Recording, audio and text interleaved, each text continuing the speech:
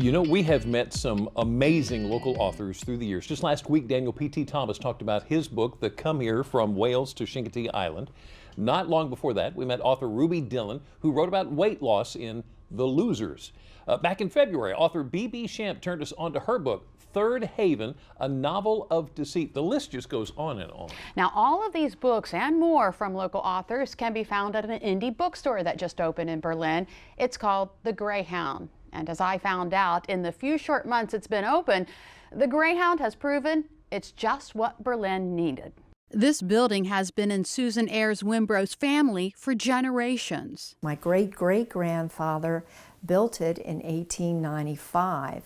But it wasn't until 2018 that Susan opened up an indie bookstore in what was a hat shop many years ago.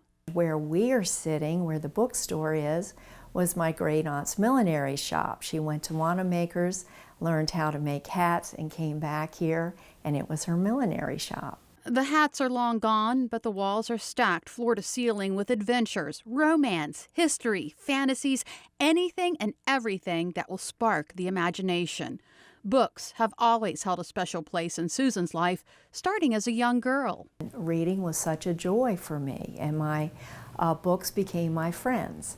And so I have read ferociously throughout the years. But it wasn't until Susan retired from owning and working in funeral homes that she wrote her first book, Death is My Life, a collection of unique and somewhat bizarre stories from her first career. I took stories and I turned them a little bit. There's a creative turn and twist on them, changed the names to protect the innocent, of course.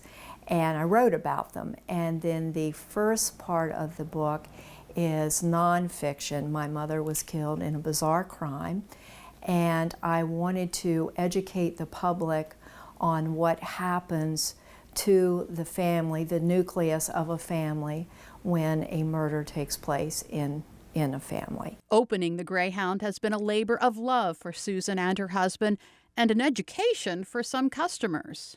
An indie bookstore is independent, and that means I am carrying a lot of authors who have self-published. They're independent. A lot of people don't know what an indie bookstore means, or indie in itself. I had a lady come in the other day and she asked me if I was from Indiana. And there are many independent authors in the area. We have a lot of retirees in the area on Delmarva. And so from Delaware, Eastern Shore of Delaware, Maryland, and Virginia, and I carry those. And they're retired from Washington, New York, New Jersey, Baltimore, and so we are trying to promote them. That doesn't mean you won't find mainstream titles here. We have New York Times bestsellers, so we're carrying them all, but we are focused on the indie. The Greyhound carries children's books too, which are found in the Aesop's Fables room.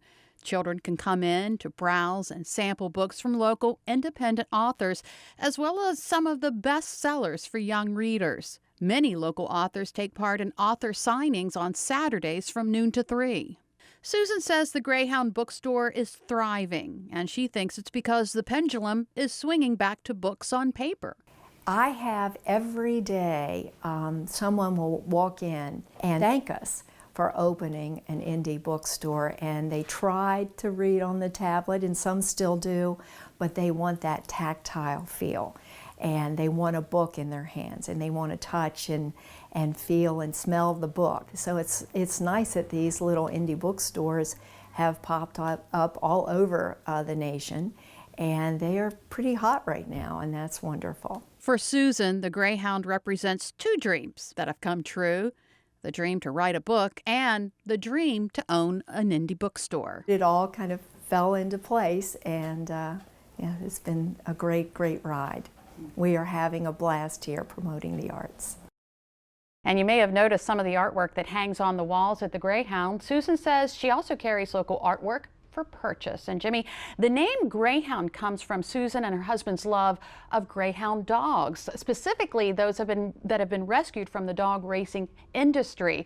They work to raise public awareness to the need for good homes for greyhounds throughout the country. Now that's pretty cool. That is cool. That is very cool.